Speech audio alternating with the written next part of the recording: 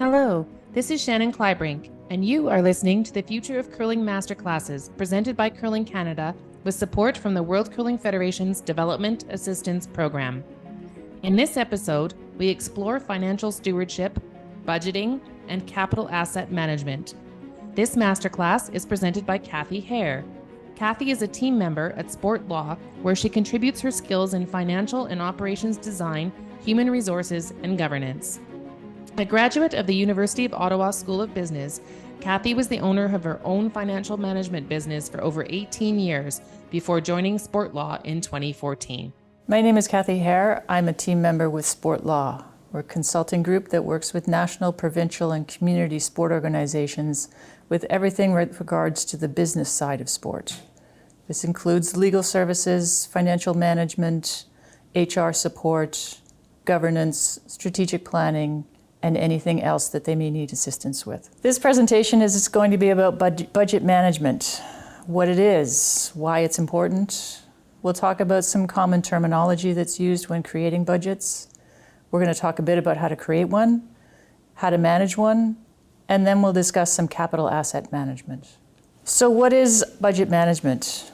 Well, it's an ongoing way to monitor and control the finances of a club. It's a means to minimize costs. It's a way to quickly identify problems and hopefully rectify them before they become big problems. It's also a means to do some checks and balances with regards to authorizing expenditures. So why is it important? Well, it allows for the planned expenditure of funds based on sufficient revenues. It empowers budget managers, who could be staff or volunteers, to make decisions that are within their budget area. Multi-year budgets can be powerful tools to map out the direction of a club and create a roadmap. And it allows for the ability to plan for future growth and capital costs by creating planned reserves. And we're going to talk more about capital costs later on. So it's important that we have some common terminology when we're talking about budgets. The first one is fixed costs. So as the title says, these remain constant regardless of revenues, projects, or events. Typically, they include things like permanent staff, full-time staff, if you have rent payments or lease payments where you know the amount and the amount doesn't fluctuate month to month. Variable costs are the opposite. So they are usually tied with a project or an event. They're more controllable in that you can choose not to run a specific tournament or an event. And it can depend on such things as the number of registrations, the number of bonspiels that you host, even the number of meetings that you host if you're making revenues for renting out your meeting facilities. Semi-variable costs, so these are costs that have to be incurred, but there's means that you can mitigate them. So for example, printing in black and white instead of printing in color.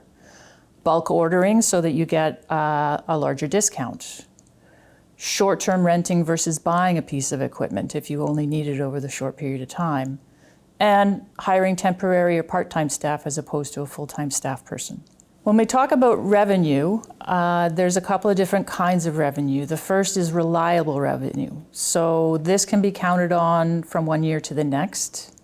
Most times you'll see this, it's through multi-year funding agreements. So if you have a grant that runs over several years that has a fixed payout, you can accurately project those revenues over the years of the grant. Similarly, if you have any interest that you're earning on guaranteed investments, for example, those are known amounts over the course of the years of the investment. The other kind of revenue is transient revenue. It fluctuates depending on the number of events that you may host, how many members you have, the number of sponsorship deals, the size of them, the frequency of them, and any annual fundraising proposals. In most cases, I would expect that curling clubs would have transient revenue as opposed to reliable revenue. Other terminology with regards to budgeting is direct costs. So these are costs that can be directly related to a program or an event. So it could be supplies for a bonspiel, it could be facility rental for a workshop, food for those events, and if you're hiring specific event staff only to conduct those events. Indirect direct costs or overhead are typically costs that are incurred to operate the business. So this is where you get things like utilities, telephone, rent, as well as management staff are typically called overhead. They don't relate to a specific event, but they are needed in order to support an event. All clubs would have a combination of these two types of costs. When it comes to the budget, typically we recommend that you have a board-approved budget. So this is a budget that has been developed based on the best information available at the time. It's presented to the board either by a finance committee or if you have staff that are drafting the budget, and the board would review it and approve it at the beginning of the year. We recommend that a budget also includes a year-end forecast. As you move through the year, obviously you're going to get better information as to what expenses you're actually going to be incurring and what level of revenues you expect to have. And so this is where a year-end forecast column is beneficial and would be used to make adjustments as you get this additional information throughout the year, as opposed to changing the budget itself that's already been approved. So we're going to talk a little bit about creating that budget. In most instances, you would be looking at your historical numbers in order to generate the budget for the upcoming year. In looking at where your membership numbers were in previous years and any projected growth in those numbers, you can build out your membership number. As you plan out your events over the course of the year, you would want to be fairly specific in addressing what the projected revenues are for the entry fees, for any specific fundraising around that event, and similarly projecting out the specific costs that would be related to that event that you are looking to host. By doing this on an event-by-event basis, you can then start to see, are we actually projecting that these events are going to be making money or not? And if they're not projected to be making money, then perhaps we need to look at the other reasons for why this event would be hosted. Typically, the first step in the budgeting process is to reasonably project the revenue for the year. In establishing an expense budget, you need to keep in line the projected level of revenues, as well as projecting out your costs expected for the year. Typical costs with a curling club would include such things as depreciation or amortization of building, furniture, equipment, curling rocks. Insurance would be a major one. Any membership fees that you would need to pay to either BC Curling or Curling Canada. Property taxes and utilities are usually significant portions of a budget, as well as the entire ice plant itself. In most cases, organizations will expect at least a break-even budget. What this means is that revenues equal the expenses with no projected surplus or deficit. In some instances, a club may wish to project a surplus budget, and this surplus could be contributing towards the replacement of the capital assets down the road in an intentional manner. In some instances, clubs may create a deficit budget, which means they are intentionally expecting to lose money in a specific year. This could be due to the fact that they know that there's a specific significant expense that's going to come in the fiscal year, and they may have planned to use some of their reserves to cover those costs. I would suggest that projecting a deficit budget on a regular basis is a rather slippery slope and can get a club into significant financial difficulties going forward. In the development of the budget, it's important to determine how much the board is intentionally looking to set aside on an annual basis in order to contribute towards the capital cost budget. Typically, this is something that can either be done through intentional fundraising. In order to easily be able to manage a budget, one of the most effective ways is to have a series of columns within your financial statements. The first one being the current year to date. So what are the numbers that are actually being generated and expensed as of the date of the financial statement? The second column then would be the approved budget.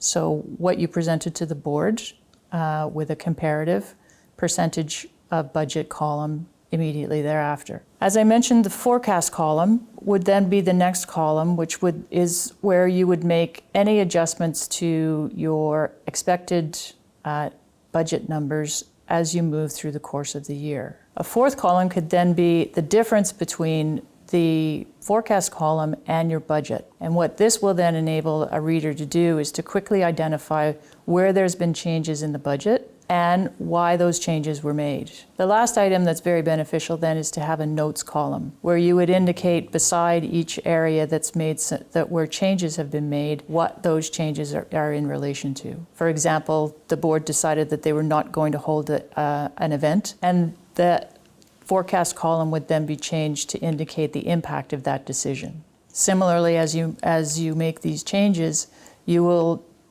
quickly see what that impact is on the projected bottom line of your budget, whether a surplus or a deficit. So there are some things that you should consider when you're developing your budget. The first one, obviously, is setting the membership fees. Typically, we would want to be seeing some form of increase in membership fees to cover inflation, as well as overall costs of doing business. Being able to lay out specifically the value for the service or the value for membership can be a driver in setting the membership fees. In addition, wanting to look at something such as base rate plus usage fees. So those curlers that curl on a daily basis are perhaps paying a higher fee than those curlers who are only curling on a weekly basis. The more detailed the budget, the better. Breaking out membership fees by category so that you can track any growth in the different categories of your membership fees. Tracking revenues, event revenues and costs by event so that you can actually see are each of these events making money? And if they're not making money, perhaps it's something to consider in the next year whether or not you run the event. And reviewing the markup on food and beverages, for example. Is it sufficient to cover the costs of actually running the bar and the kitchen and ensuring that you're at least breaking even, ideally making some money? And then, as I mentioned, planning for the future. So budgeting for a surplus to support capital cost expenses. I'm going to talk a bit about capital asset management now. Capital assets are such things as curling rocks, the roof of your curling club, your parking lot, the ice plant, which is always a significant one, any kitchen furniture and equipment that you may have, and any other furniture that you may have in your club. Typically, these are depreciated over time as opposed to expensed in the year that they are incurred. The length of depreciation for each of these is often different, and it can be anywhere from 40 years for the building, for example, to 5 years for your furniture and equipment. Typically, you would have a spreadsheet or a schedule attached to your financial statements that shows the breakdown of each of these assets, showing their original purchase price, the amount of depreciation, and how much life is left on them. As they start to move towards the end of their life, there should be an opportunity to plan out where the funds will come to replace these items. So a capital budget is often separate from an operating budget. But it would be linked through any projected surplus. This should be reviewed annually because things will change, equipment will break, you may purchase new equipment, and it's important to be able to ensure that you have enough reserves to replace those major items as they come due. Typically, this budget would be over a 5 to 10 year span, as opposed to the annual operating budget, which is done on a yearly basis. In this budget, it would be important to identify the sources of the funding. So are you going to implement membership levies? Are you looking for infrastructure grants? Could there be loans? Could there be mortgages? As you chart this out through the years, you'll be able to quite quickly see at which point is there going to be some pressure in that you have major assets that are needing to be repaired or replaced, and you may not have had the resources accumulated in order to cover those. It's important to project out over a course of the number of years where the revenues will be coming from in order to ensure that you are able to meet the commitments that will arise when your capital asset needs to be repaired or replaced. It will also show pressure points where a major asset may need to be repaired or replaced, and there's not sufficient dedicated funds in order to cover that cost. Obviously, talking about these things without you being able to see a budget and income statement in front of you creates some challenges. So I'd be happy to chat with you further if you had any questions or you needed some support in the development of your budgets and your capital asset financials. You can reach me at sportlaw.ca. My contact information is all on our website. Thank you very much.